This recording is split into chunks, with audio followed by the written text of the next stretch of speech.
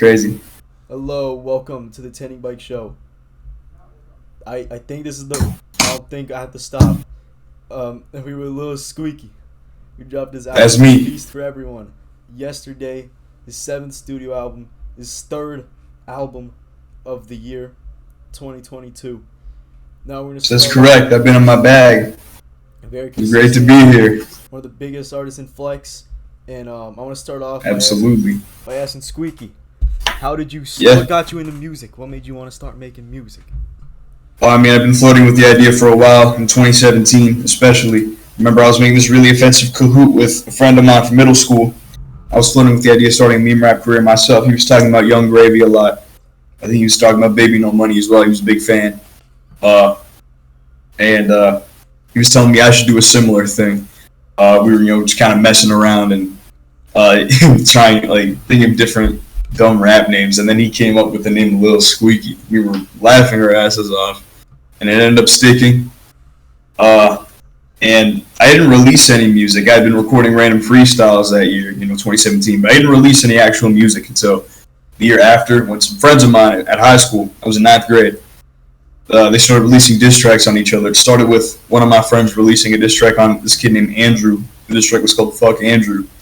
And the hook went, fuck Andrew, fuck Andrew, fuck Andrew, fuck Andrew. Is that Andrew And guy on that you put nah, on? different Andrew. They're like seven Andrews. So it was a different Andrew. But that's where it started. And we had different diss tracks going around, and then I joined the feud with my first song that I released, Fake Lil Squeaky. Fake Lil Squeaky.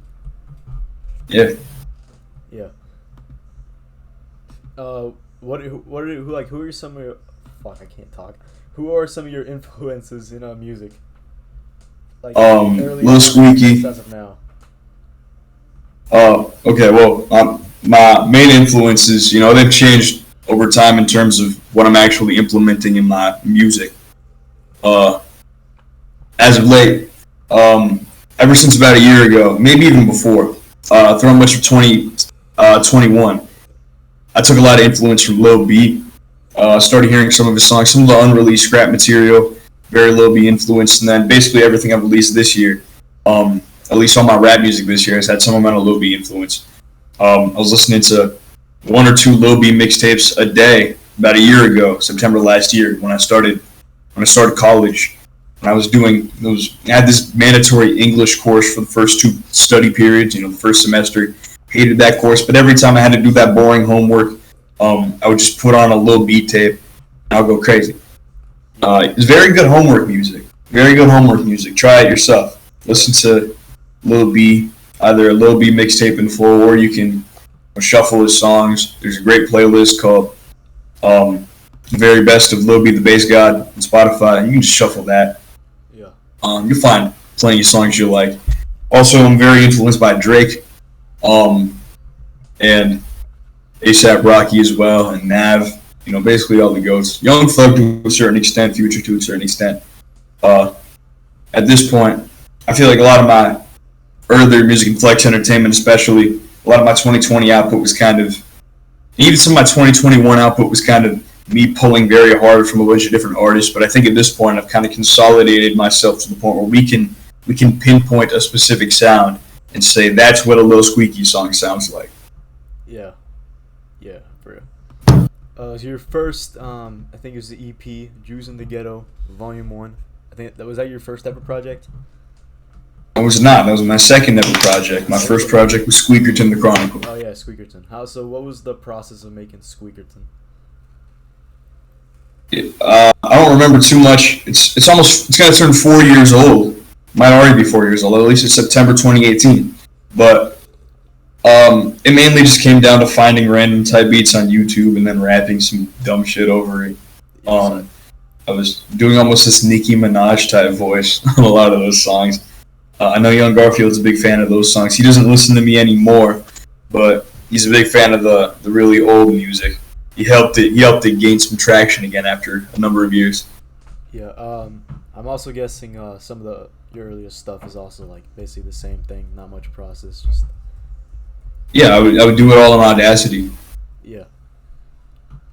And one take a lot of time. Some of those old songs, they didn't really have much in terms of hooks, but on a lot of those songs, some of those songs I would, instead of having one take for the hook that I would reuse throughout the song, I would redo the hook. Gayer Than Me is a good example. I would redo the hook like manually. It was all in one take. Yeah. So Lil Squeaky, the character of Lil Squeaky was killed off, but then revived like a few months later. What was that all about? Yeah, I was a brief stint of retirement. You can call me CRZ Fox. I retired for about 2 months and then came back out of retirement. Not too sure why. That was, like I said, a number of years ago, 2018. Yeah, Jews in the Ghetto, But Volume 2. yeah, Jews in the Ghetto Volume 2 was my revival project. You know what I'm saying? Yeah. And I hate, apologize. I should have said this earlier. I apologize for the very laggy camera quality. It's normally not this bad, but it's being extra. It's cheap Chinese camera. It's being extra cheap and extra Chinese at the moment. So It's all good. It's all good. And then as long as you can see my face, that's what I matters. think after that, your debut album released, Professional Murderer. Yeah, Professional Murderer. Yeah. Any process behind that, or was it just like the same as all the other early stuff? It was the same, except louder and prouder. Really. It's still in my humble opinion, I'm the only person who thinks this, but it's my magnum opus. It really set out to do exactly. It did exactly what it was set out to do. Just be this really obnoxious, abrasive album that made fun of a lot of, rap and whatnot, of the time. It was maybe my final, and probably out of all my music, it's probably the most satirical. As in, it's really, out of my, meme rap era, like where I was explicitly just making comedic music all the time. That was probably the one where it was the most blatantly satirical, like making fun of other things. The amount of times that I poke fun at Playboy Cardi, the amount of times that I poke fun at experimental music and just do really abrasive, terrible things. It's pretty fantastic, pretty wonderful, if I do say so myself. Yeah. So then months after that, you signed Flex Entertainment. So how'd you find Flex?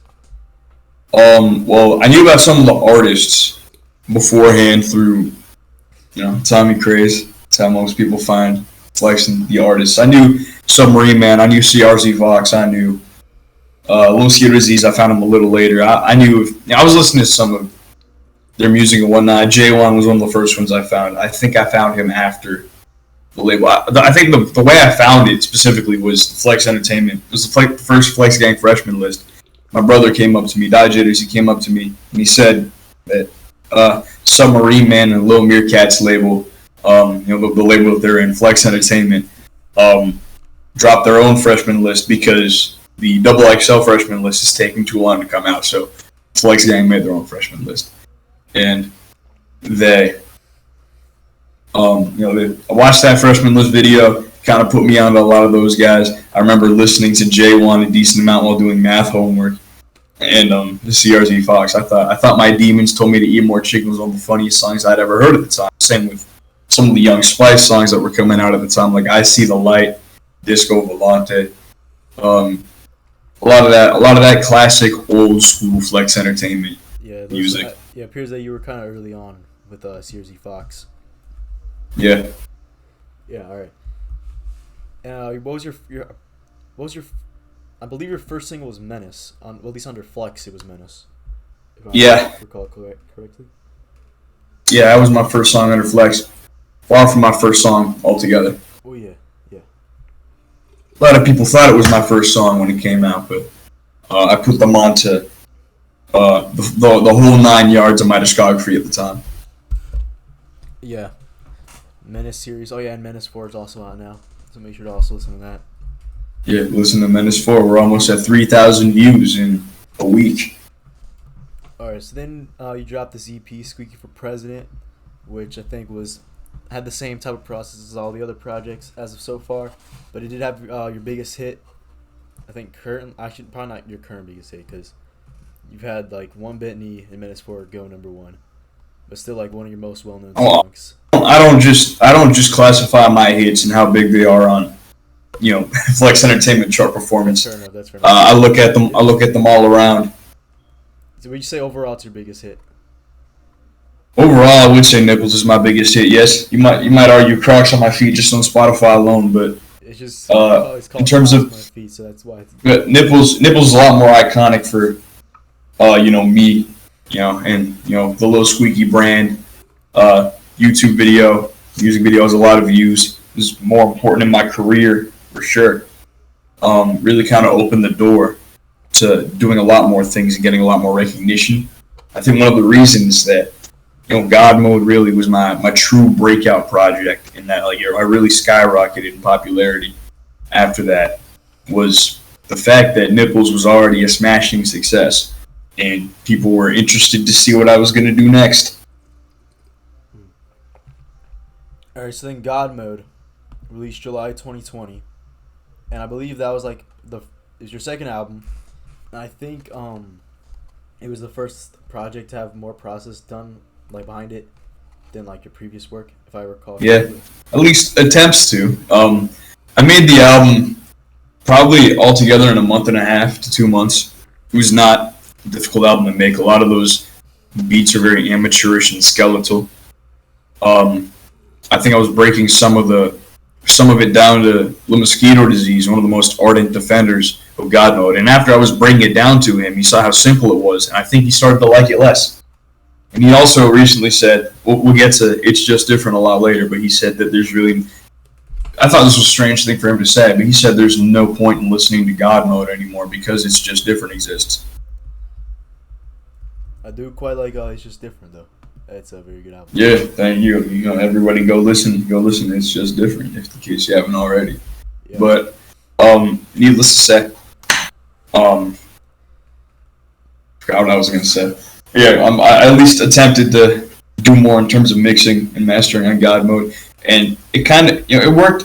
Kind of had a reverse effect in that the songs technically sound bad, but they have this strange outsiderish Bandcamp quality to them that a lot of people really like. And you take a look at album of the year. I don't look at album of the year that often because I'm a normal human being. I have better things to do than dwell on album of the year. But just a cursory glance at the site, you take a look at my albums, and you'll see. Out of all my rap albums, I'm not talking about It's Just Different. And aside from Feast for Everyone, which just came out, so there might be recency bias, and not that many people have rated it on the site. Out of all my rap albums, God Mode is still the highest. In fact, it has been rebounding in terms of its reputation and AOTY user score. It's the general consensus is that it is aged like fine wine, and that it is still, a lot of people still think it's my best work, and they think I should make an album just exactly like it again. Yeah, I don't think I'm pretty sure you don't think it really's held up as much. I don't think it's held up well at all. I think basically everything I've done on that album, I've done better on subsequent albums. Squeaky for President 2 also released. Fascinating little project. That project, that mixtape. Are you saying something? Yeah. I'm sure that was made in a few days, if I remember, barely a week. It was made in probably a little less time than God Mode, but maybe about the same time. It was announced well into its production, making it. That was the first time I released a project that was fully self-produced. Yeah. And of course, all my albums ever since, and all my projects, with the exception of Scary Mixtape, if we want to count that, in terms of real material, everything I've released, including that album or that mixtape, and all my albums ever since, are all self-produced entirely. Yeah. What was it like working with Young Garfield on his debut album and Young Lambo on his debut album?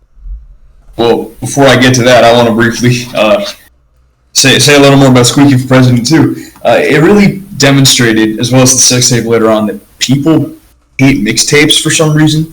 At least with other artists, when Beetle Bat drops his debut mixtape, everyone's going to go crazy over it because they've been wanting anything from him for a very long time. Obviously, music is not a priority for him. It's not a priority for me either. It's a hobby. But with him, he has, in terms of hobbies, content creating hobbies, he's a YouTuber first, a filmmaker second, documentary filmmaker, and then there's the music. So he's an occasional musical artist, really, and people are happy to take whatever they can from him. Same with Payton and a lot of artists like that just don't drop that often. They're very content with mixtapes. With me though, people just want albums. Like they want something that is labeled and branded as an album. And if they get anything that isn't labeled and branded as an album, then they just don't care. You saw Squeaky for President 2 massively underperform. People thought my career was over. People thought I was done with making music. People thought I retired because of how much it underperformed. The sex tape was kind of billed as my big comeback project because I came back to Flex after a stint of not being in Flex, and it also massively underperformed, and people just don't like it that much because it's a mixtape. And at least I believe it's because of a mixtape. I believe there's a psychological effect going on where, they think, it's a mixtape. That means it's not that important, and I shouldn't care about it. I can only care about albums. And even with singles, my lead singles usually underperform a lot, and then the album comes out, and they do way better. Take a look at Only One. That was a huge flop as a lead single. And then after the album came out, became a very successful song. Yeah. So then, I was asking you about working with Garfield and Lambo on their albums and stuff. Yeah. I remember back when Bomba Clock came out and everyone was going crazy over it. I was trying to I was a little jealous that he was getting so much of the spotlight. I was trying to steal his thunder a little bit, take a little more credit for it than I did. The whole creative director thing was just kind of a role that I jokingly gave myself, but I was very involved. At least I was pretty involved with making the album. Mainly in that I was there when he recorded a lot of songs. I was helping him with picking samples and telling him what to do. He would be like, we'd be in a call together at like 3 a.m. or in the middle of the night, and he would say, just I don't know what to do. I don't know what to do. I don't know if I can finish this album. I don't know what to do on this beat. I don't know what to do on the song. And I would just tell him freestyle about this. Freestyle about the first thing that comes to your mind. I remember for one of the songs, I was like, I don't remember which one it was. I think it was You Can Pussy Taste Like Skittles. He said he didn't know what to freestyle about, and I told him, just freestyle about the first thing you think of. And he said, Goofy. Goofy. Yeah, and it was a lot of things like that, really. And also, I, of course, pioneered and invented the Audacity production style that I would go on to teach him, and he would go on to master. Mm-hmm. And then with speaking of master, on Lambo's season, Lambo. Mixed and mastered all those songs. That was at the point where the God mode mixing was starting to fade away, and I was starting to get legitimately better at it, better at mixing and mastering. And I fully produced one song and co-produced another one with Shrek Neck. And I played a big part in serving as a hype man for the album. I also had 3 feature appearances on the album, and helped it break out a little bit. Yeah. And of course, I had we talk about marketing and promo now, and I've up until recently I've kind of been like, I don't know how to promote my music. I don't know how to market it. I just realized back then I was a master marketer on the behalf of Lambo season. Leaking, when I leaked Duel of the Fates and got good amount of buzz going for it. I think I leaked Onions as well, but Duel of the Fates, I leaked it and I just kept playing it over and over at the call. And people hated it and people were talking about it ahead of the release, and then the official release came out and people loved it. And I feel like a lot of people wouldn't have taken a look at it and taken it into consideration if it hadn't been leaked ahead of time. We talked about that a good amount in the lead up to the album. The leaks really help. The leaks are starting to, the leaks are helping drive up hype. I remember I leaked a song off of Beetlebat's EP, and it helped drum up hype. Which one was that one? I leaked Here We Go. Here we go, yeah. I also supplied Fastouche with an audio file, and he leaked Turn It Up like days before the EP came out. Fastouche, the biggest flex hacker. Yeah, biggest flex. I thought you said biggest flex actor, and I was about to say no. That's Foot Fetish forever. Charles de Charles, the best actor in the world. For real. And also, Squeaky did produce every beat on my album. Yeah, on his album Tending Bike. Go listen to Tending Bike by Tending Bike in case you haven't already. Some beautiful production on there by me. Deluxe coming soon. Deluxe coming soon. I owe him a beat for that. Yeah. Anyways. And guys, I apologize again. My hair looks a bit too emo at the moment. I just got out of the shower before I did this interview. Yeah. All right. So. Yeah, in development. Let's talk about that next. Yeah. We all love talking about in development. Yeah. Yeah. I was going through some shit when I made that album, you know what I mean? Yeah. Can't really tell you what it was. I kind of forgot what shit I was going through. I was going through some shit, so there's a lot of pain on that album compared to previous ones. But it's the brood of a lot of jokes. I know that, and some of those jokes are dangerous territory. Really, I can't go into those areas really. But I think it's better than God Mode all around. I know Young Lambo thinks it's my best album still. I know Beetlebad thinks it's my best album still. And it's interesting for sure. It's an interesting album for sure, and kind of played an important role in that. I was going for the whole multi-genre thing, genre bending and blending sort of thing on that album. And that would kind of go on to be an important factor later on in my music. I would experiment a lot more. Yeah. So then, a month later, you leave Flex for, I think, about 10 months. It was a little while. It was like 8. I don't know. I think it was like it was 8. April 2021 to February 2022. July. Or January. Was it Or January? yeah, I might say January. It was January. So it was like, like 9-8 months, or I'm guessing. Yeah. So you joined Juicy Flail. Yeah. Amazing boy band. We're up and running again. Yeah, they are back up again. Yes, we are. Yeah. Spooky Hours 2. This one was a rather interesting release. My single that proved that you can drop a single, a triple single, that you can drop something that's labeled as a single, and it will send you to Midworld, and people will hate you forever. They will hate your guts, and they will destroy you. Yes. Yeah. It included the song On the Dot. Yes, a masterful song, really. On the Dot, such a beautiful song. A lot of people did not like that song, mostly for my performance on it. You went hard on that song. People are just perfectionists. It was Flex Entertainment in 2021. What can I really say? Yeah, and that's also after everyone was on Demon Time. Everyone was on Demon Time that entire year, and not in a good way. Yeah. So then we go on to Situation, released in September. Originally going to release in July. Yeah, Situation. A lovely, lovely album. Yeah, this one, I think it's got some cool process behind it, because there's a lot of leaks out there for it that made it onto those compilations that you put out this year. Yeah. I made so many songs for that album. I probably made 35 songs or something like that, and they've all been released one way or another on those leak compilations, scrap songs compilations, and of course 20-track album itself.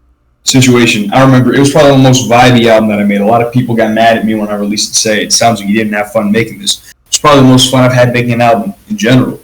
I made it the summer after I graduated high school, so it's not like I had any summer assignments or any huge priorities. I was in the school summer musical. I'd done a number of theater productions. That was my final theater production, and obviously I was probably the biggest role I've ever had in a theater performance. So that took up some amount of time, but in the evenings, I would really focus on vibes. I would often I'd go on a walk or a run, or even both most days. Some days I would end it with a drive, and I would listen to cloud rap and underground hip hop playlists when the sun was setting and the sky was this nice hot pink color through some areas that were pretty nostalgic to me in the county. It was a great experience, and that would kind of fuel my creative juices that I put into the production on Situation, which is some of my most masterful production to date. Yeah, Was that, if I remember, was that your last album you recorded in Virginia? Yes, it was. All right. I think you were in Virginia when It's Just Different was in the works. Did you like record? Yeah, yeah. I recorded most of it in Finland, and then finished it up in Virginia. I would have dropped it a little earlier if it was easier to record over in Virginia. Yeah. So then, I forgot what came after Situation. Oh, you dropped like this EP. Yes, the Kanye Poo EP. Narcissist. This was the point where a lot of people kind of collectively agreed. And Mosquito, when he says Lil Mosquito, when he refers to people or everyone, he's usually talking about one or two actual people, usually including himself. But the Kanye Poo EP was the point where a lot of people legitimately, collectively agreed that my career was over and I was lost and I would never come back. Very strange. I don't think I've ever done that with a Flex Entertainment artist before, but that was what they did. They hated the Kanye Poo EP, and a lot of them still cannot fathom to this day that it even exists. But it was pretty refreshing. I just put together songs in a very similar fashion to like Jews in the Ghetto Volumes 1 and 2, like, and that era of music where I would just record in Audacity, and I would do that. And then I just dropped it like 8 p.m. on a Wednesday or something like that. Just as soon as it was done, I dropped it on SoundCloud. Yeah. So then January, like 2 months later, we got your return to Flex and a new single, The Return. Yeah. And Peter Pan, the one everyone forgets about. But I had that shit planned out. There's a reason that as soon as I signed back to Flex, I announced and showed the pre-save link for the already distributed song called The Return. So what was your plan with the whole thing? Just come back to Flex and make a bag off of it. Yeah, like, okay. So after not much to it. After that, there was another single, which was Undercover, featuring Thick and Thin. Yes, Thick and Thin. I was looking for hot new up and comers to make a song with. Thick and Thin, they were a perfect choice. And then we had the technically the fourth installment, but the fifth Menace song. Yes, that was so genius. One of the first things I did. I think it came out before Undercover. I think one of the first things I did when I was back in the label was I dropped Menace 5, which did crazy. At least, that's what we, by now, by standards now, it might not have done particularly well, but back then, she was everywhere. Had everyone talking about me again. Showed them I still got it. Yeah. And then we have the sex tape and the scary mixtape. You touched on the sex tape a bit earlier, about it underperforming. Yeah. I like the sex tape, but nobody else does, and it's a shame. I think it's because it's a mixtape. It was the sex album. I think people would like it more, but no, it's the sex tape, and I think it's a lot more iconic, or it could be a lot more iconic than people want it to be. But when it came out, all these motherfuckers just said it's Situation 2. It just sounds like Situation. It feels like Situation. You suck, Lil Squeaky. Get the hell out of Flex. Basically, they weren't that harsh, but they basically continued to paint me as the old head. This out of touch old head who was in Flex Entertainment, who didn't know how to make music anymore. Yeah. And I kind of had to continue fighting for my life. I had to continue fighting to make it okay and acceptable to like Lil Squeaky again. Making it out of Midworld. Yeah, because anytime that anybody would mention actually liking the sex tape or anything from me, they get a mouthful from a certain green-skinned motherfucker. Yeah.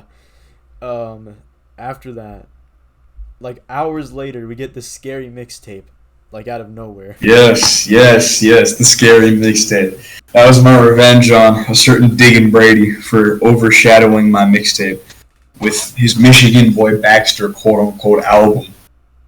And I had to release another project. I think he considers it a mixtape. I don't know what's up with that. Ridiculous, but I had to get back at him. So I put together with a bunch of these random shit, intentionally shit beats I found that were lying on my computer. And also some other random beats I found from like other songs. I just put together a terrible but amazing mixtape. Yeah. What was up with that Beetlebat feature on Prison Shower though? I don't know. Ask Beetle Bat. All right, fair enough. Based one released after that. I don't see a lot of people talk about this anymore. Surprisingly, the Base 1 EP was kind of important. I didn't expect, a random 4-song EP to be that important, but, this was at the time where I was considered mid and everything I dropped was mid, and this was the first time in a while that I released something, and the general public was like, wait, this is actually good. Maybe, just maybe, Lil Squeaky can make good music.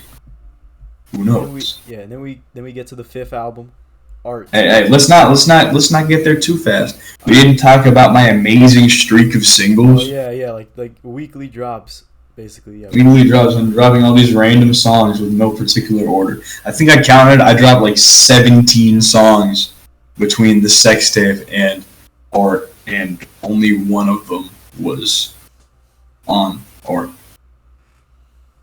Yeah. So, what was the process of making Art? It was gradual. I think it started. Earliest work was like September, shortly after Situation, I think. But most of the work was done. So it was done at the same time as the sex tape. The sex tape was just kind of a detour to get something out. We've done more or less at the same time. Art was made mostly in the winter was when I did the production. Some of the production carried over from the fall, and some of the beats were a little older. Some of them were from the summer even. I think the first beat on I'm Everything, I was gonna use that. No joke. I was gonna use that as the beat for the song Situation off of Situation. Damn. But and then the mess. No, not mess with Billy on that. The Mess with Ilma beat was like God Mode era, and then I refined it. But there's another beat. I don't remember which one it was, but there were some old beats on there. The other beat on Everything was also about as old as the first one. There was some old content on there for sure. But like most of the production was done like writing, actually preparing to record, getting my lyrics down, getting a good amount of it was freestyle, but getting a general idea of what to do was mostly done in the winter, and then the spring, in the month of March, really was just mainly February and March, like winter going into spring. That was when I did a lot of recording. Of course, for a good amount of that time, basically the entire recording, the album, I was on crutches after I had slipped on ice and fractured my knee, and that's referenced a couple times on the album, and I was not living great, very unmotivated in school, was drinking a lot on crutches. Generally speaking, it was a little strange. I think sometimes on Art, I actually like this about Art, but you can hear some strange inflections, some kind of funny rapping, like a funny way of rapping on Art. A lot of that was probably because I was hungover when I was recording a lot of it. I was very out of it, and the alcohol was just kind of desensitizing my brain. I'm guessing, but that makes it more raw. That makes it more raw, really. I'm guessing the Boing lines came from that. No, I just came up with it randomly. Hit you with the Boing line. That's from Adventure Time. Yeah. Okay. Then, do you remember like what beats, or like what songs on my album you had beats for and what they were originally for? Fast Cars was from Situation. That, and so was the hook. I remember I was recording that hook, and then Dot J just came in my room and told me to shut the hell up. And then what else? I'm Crazy beat was for some song I was gonna make with Wild West. It sounds like or something before I made Hando. It sounds like a sex. Probably something on the sex tape. That's what it sounds like. I'm Crazy beat was Situation. Situation. If I can open up the track list for Tending Bike just to remind myself about where some of these beats might have been from. I don't know how many of them were recycled or put on other I know things. some of them were brand new. Lasers Everywhere, that beat was originally for a song that was going to be on Art. Billy Back actually was a beat that I was going to use on Art as well. And Draco Dancing was a beat that I scrapped from It's Just Different. So It's Just Different had some beats like. And I think Finish Line, I might have been intending to use it on A Feast for Everyone, but I decided not to. I see. Okay. And then I guess every other beat, if I remember, were just like completely new for the album. Yeah. Oh, they were, yeah. A lot of them were making calls at the directions of other people. They were telling me what to do. I think Badass Bitch kind of sounds like a sex tape or situation type beat. Because I made it to sound like a sex tape type beat. Yeah, I think I remember that. Okay. So then we get It's Just Different. Yeah. Oh wait, is there anything that was after Art before we get into It's Just Different? One more thing I'll say about Art, in case you don't remember, there was a bit of controversy with Art because I had finished my parts, I think early March, but I had to wait over a month to release it because I had to wait for features. I just had to keep waiting for all those features. Yeah. And some of them didn't get back to me until right before the deadline. I gave White Fury a strict deadline, said if you don't give me this feature by this time in this time zone, I'm getting Lil Sauce to do an improv freestyle verse on your song, on the song you're going to be on, just to spite you, just to ruin it, just to spite you. And I wake up. Obviously, my time is 7 hours ahead of EST. But I wake up and apparently in EST he sent it. It was going to be due at midnight, and he sent it at like 11:30 or something. He sent it like 30 minutes before it was going to be due, and I'd given him several months to do it. I think I remember that night. I was thinking of revealing the features and holding them accountable earlier, but I waited a while, and I mean, at least by the time I revealed the track list and the intended features, we were able to get public pressure on the people who I was still waiting on. Actual people. People could actually tell these artists that I was featuring that hadn't done the features, do the damn feature. All eyes are on you now. Yeah. So then we got It's Just Different. Yeah. So what was that? What was the process of Some that album? good amount of people think that's my magnum opus. A lot of people think that's my best work by far. Process behind that album. A lot of my albums, the creation of them overlaps with the next one. I kind of had a streak from Situation to Feast for Everyone, where every album was developed at the same time as the next one. Yeah, that's what I was wondering. And Situation, like the first seeds, the first inklings of Art were made at the same time as Situation. Obviously, the sex tape was made at the same time as Art, and then I started making A Feast for Everyone before I started making It's Just Different. I started making A Feast for Everyone in that down period in that month that I mentioned, that month and a half or so, between when I had finished recording for Art and when it actually came out. That was when I started working on A Feast for Everyone. It's Just Different kind of came about in like late spring when I made it pretty quick. Late spring. I was gonna make a pop punk album based Rockstar, but I felt like some of the songs were kind of ass, so I decided to scrap that. And I was more inspired to work on A Feast for Everyone. Then I was listening to a lot more like bedroom pop, synth pop, indie pop while I was doing my summer courses, and I kind of self-study summer courses. We didn't have lectures or anything. We just had to lecture ourselves, learn everything on our own, and then do exercises on it, do homework questions that were really hard. So I would sit down in a nice student hub, nice atmospheric place to study on campus, and I would listen to these like indie pop, bedroom pop playlists. And I was also watching more videos on how to promote music. And I was getting a hell of ideas. I was like, if I make an album in this style, it's going to be promotable as hell.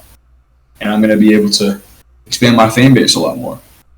Start getting multiple fan bases. I know I have like 5 different fan bases, especially after the pop album, but I was just kind of looking to make a bag when I could, and see how people would react to me dropping a pop album, especially as soon after the last album, as it was. It was only 3 months after art.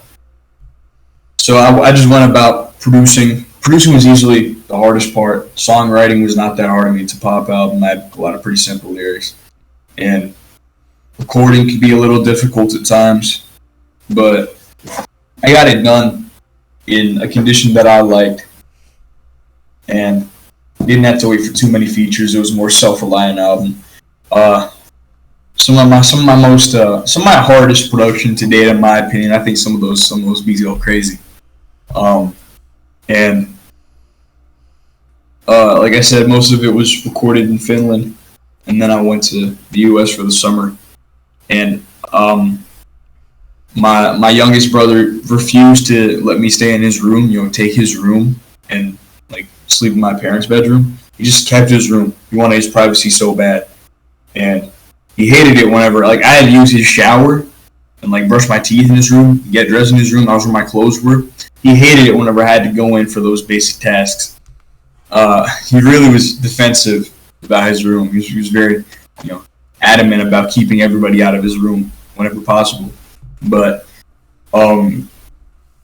whenever he or my brother were at a rehearsal, because they were doing the summer musical, I was usually doing schoolwork. But sometimes we would have a longer rehearsal, or they would be out. Maybe my Dr. Jitters would be out with his girlfriend, and I could take over his room.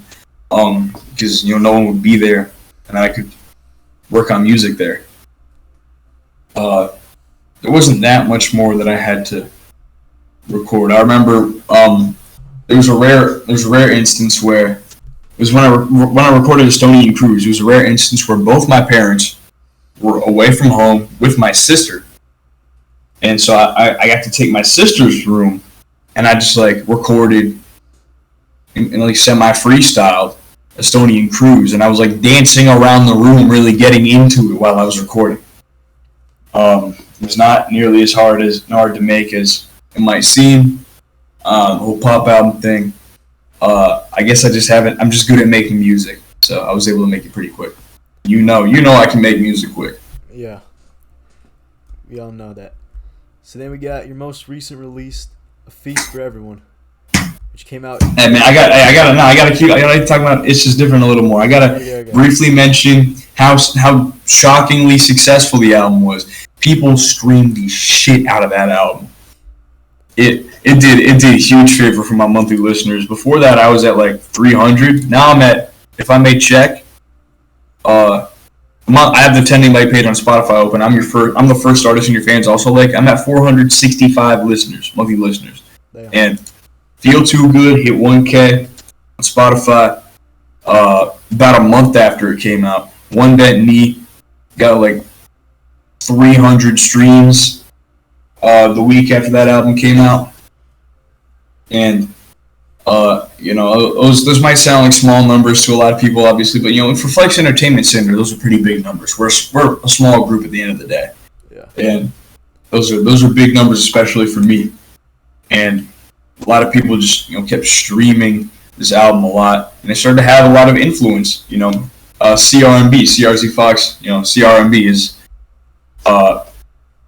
quote unquote last, but I feel like he's definitely going to come back and make more projects. That was his last project for the time being, and a lot of people think that is his magnum opus, his greatest work. It's basically just typical CRZ Fox fare, but over with an R&B coat of paint. And a lot of people really like that. I really liked it too. So just switching up the outer appearance of the music seems to really gel well with people, and the pop revolution really came into full effect. Now Kenny McGee is making a pop album, and I bet people are going to say it's better than It's Just Different. Just knowing how much they gas up Kenny McGee. And shout out to Kenny McGee. Damn, people gas him up a lot. The biggest artist probably this year, the biggest new artist. Unless you count me, I signed to Flex this year technically. Yeah. Well, you've been I'm around. the best thing already. You've been around, yeah. You've been around, but yeah. So I guess now we can talk about A Feast for Everyone. Yes, we can. First off, this is definitely the most I promoted an album before it came out. We had the trailer, we had some not so subtle promo in Menace 4. We had in the Menace 4 video, which we definitely got to talk about. We had the Friday Night Force Fields music video. We had Up 3U. Up 3. And we were just really pulling out all the stops. If you've seen my Twitter and you've seen some of the shameless plugging that I've been doing on my amazing, ridiculous Twitter account, you would know, yeah, we've really been trying to prop this album up, make sure people hear it. And think about this album. Beetlebat thinks that he invented this term called squeaky fatigue, saying that because I released so much, I've released so many projects in such a short period of time, people are getting sick and tired of it, basically. Maybe not sick and tired, but they're just not excited when I drop anymore, and so they don't really see it as a priority. They can just do something else, and they'll be like, oh, I'll listen to it later, and then they never listen to it. Or they only listen to it long after it came out, and at that point, no one's really listening to it anymore. Yeah. So. That's. I'm pretty sure it's just you made a lot of these albums like around the same time. Yeah, Feast for Everyone was a very gradual album. The first couple beats, I made them on FL Trial in like September, October, November last year. So mainly Fire in the Rain and Neverland. Yeah, some beats are a whole year old now. Yeah, they are. And with making the album, it was very gradual production-wise. And then writing and recording was a lot faster. In particular, I didn't get to record much of anything when I was in Virginia, obviously. And, my first year of college didn't go particularly well. I just started my second year recently, and we've been getting off to a pretty good start. But I wanted to get this album out of the way as soon as possible. One, because the week after I got back to Finland, in case you don't know, like audience, whoever's watching this doesn't know, I go to university in Finland. Here, like I got back here second to last week of August, and then the last week of August was orientation week, so we'd be working a lot with new students, going to events for new students. But I also had I had an exam for one of my summer courses that same week. So, I had an exam for one of my summer courses. That was a summer course I had to put a lot of effort into. I even had to get a private tutor for that course. And I did great in that course at the end of the day. Wouldn't have done it without that tutor. Shout out to that tutor. But my plan essentially was record at least one song every day in order to get it done as soon as possible. That did not really follow through. But I got recording done the weekend before it came out, actually.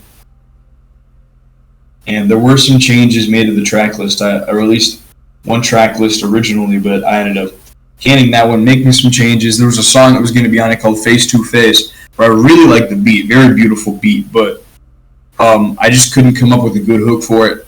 And anytime that I recorded the verses, it was just kind of drab and felt kind of empty. And I forwarded some of those verses over to How I Feel About You,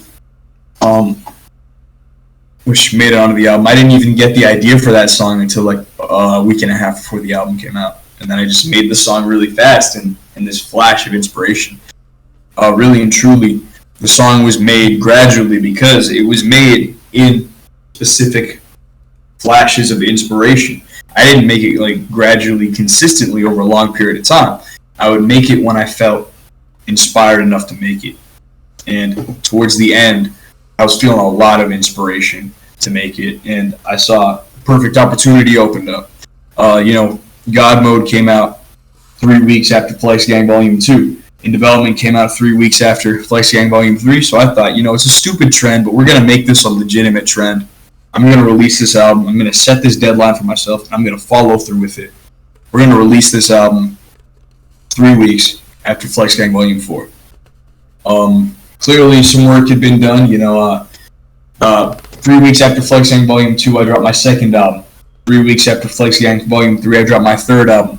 3 weeks after Flex Gang Volume 4, I dropped my seventh album. So clearly a lot had gone down in the between volumes 3 and 4. I released a lot of music, several albums, mixtapes as well. But I made this due date for myself, unlike a lot of other artists in Flex Entertainment who don't have a set due date and they just kind of push the albums that they're making, or mixtapes or EPs or whatever. They just keep pushing them back more and more and more and more. They can't motivate themselves to even try to get it done before a certain date. I decided, the school year is going to start. I want to get it off to a good beat. I want to get the school year off to a strong start, because if you get the year off to a weak start, the rest of the year is probably going to be pretty weak. So I want to get off to a good start, get some good foundational knowledge in these courses, and get this album out very early in the school year in September, so that I could get it out of the way, and I could focus on what really matters, not just the schoolwork, but also hanging out with friends more. More when sober. I've hung out a lot with them while drunk, and I kind of wanted to. I just wanted to clear the air when it came to music, because when you have an album in the works, at least for me, when I have an album in the works, and it's like, especially when it's nearing completion, I can't just stop. I just keep getting more and more ideas and inspiration to get it done, and all these factors combined, told me I have this perfect window of opportunity to get the album done, really grind on the album in my free time, and then release it 3 weeks after Volume 4. It'll be perfect, and that's what I did. And yeah, is that everything you want to say about Feast for Everyone? No, I'll keep talking about it. No, it's probably my most soulful album in terms of production, especially. Really going with a lot of these, soul jazz samples I had lying around, but also wasn't completely sample based. Sometimes I would, use synthesizers of a lot of organic instruments. I have a lot of keys and strings. Getting not like the pop synth guitars that were on It's Just Different, but I'm talking more like acoustic synth guitars and whatnot, and a lot of flutes, pianos. This is a bunch of stuff that sounds more rootsy. There's kind of a rootsy feel to the album. You have a lot of shakers, a lot of more organic sounding, live drum samples. In general, there's more of a wide palette of hip-hop styles, a lot of older hip-hop styles and R&B as well. You got some New Jack Swing on there. You got some 80s pop and future funk and vaporwave influence on some songs. You got your boom bap G-funk fueled cuts. You got your more modern cloud rap cuts. You don't really have any big trap bangers. The only real trap banger on there is Relax, which is it's kind of a cross. It has the trap groove to it, trap drums, trap rhythm, and the 808s, but at the same time, it's built around one of those soul loops, and I put some extra instruments on top, some bubbly little synths, and some guitars as well. On a lot of songs like Relax, as well as That's Romantic, especially, I would take a sample I had, and then I would put more instruments over it. On That's Romantic, you have a sample with some strings and probably woodwind noises. It was a nice sample to begin with, but on top of that, for that song, that song in Beautiful, I would have 2 copies of the sample. One was, the actual melody. I would take out the bass, and the other I would keep only the bass frequencies, and then I would amp it up with various plugins. So that would be the bass line instead of making an 808 bass line. And then I would put more instruments. That's Romantic. You have some on the verses. You have some nice, glittery electric keys. You have some pizzicato string flourishes. On the hook, you have the horns that come in as well, and then the electric plucks I do in arpeggio. It's just a nice. I really like the production on the album. I think I did a great job with it. Yeah. And it's more of a soulful, rootsy feel to it, like I said. But I also focused more on just making a solid, replayable album overall.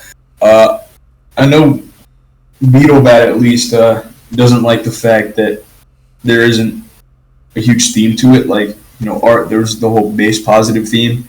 It's just different. Didn't really have a theme, but it had the consistent pop motifs throughout it.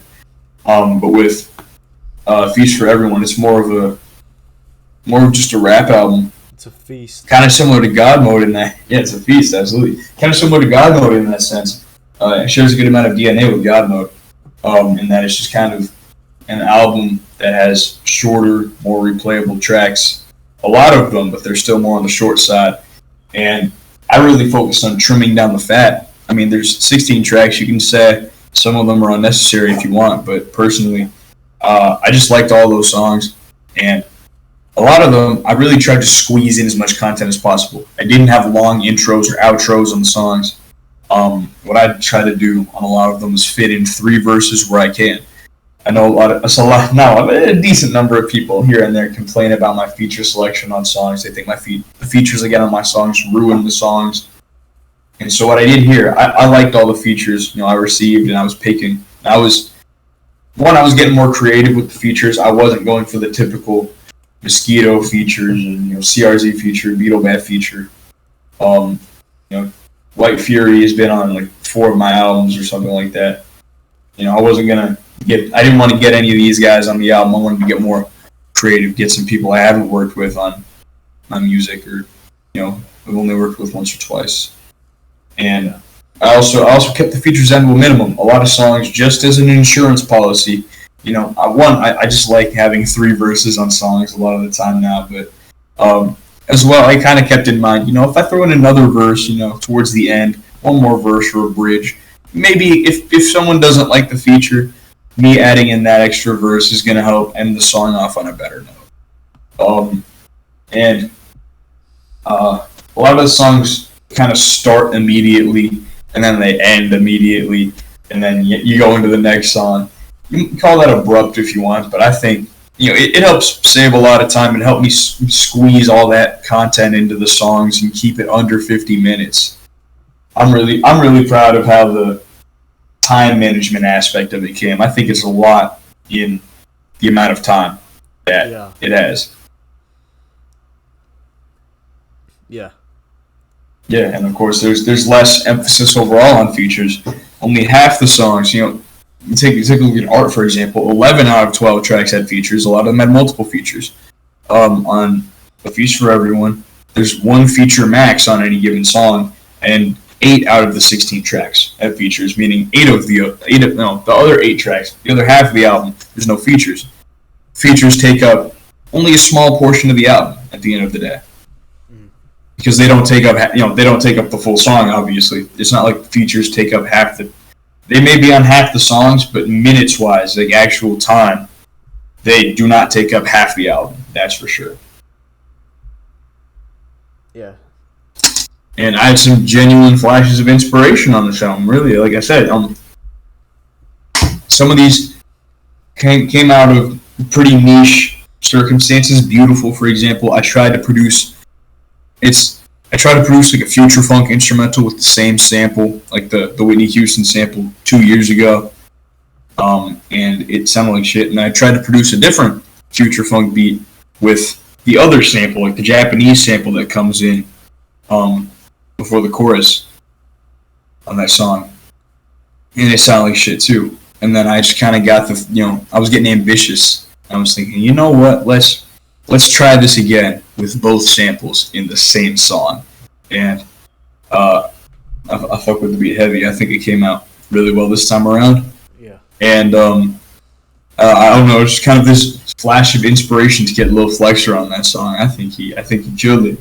And also a lot of people are confused about how I got the Lil Juke feature. I can't really tell you about that. It's a secret. You're gonna have to find out for yourself. But that song, Honeymoon, I kind of get this genius idea to combine sort of more of like a modern trap, Pierre-born, modern cloud rap style, synths with new jack swing, drums and Reese bass. That's the Reese bass taken like feels like it's straight out of more of an old like 2010 cloud rap song, and it's a really nice mix. And I found myself it's my favorite track on the album, like pretty easily. And I found myself listening to it pretty casually a lot of the time. I just listen to it like randomly out of my local files on my phone because I just liked it so much.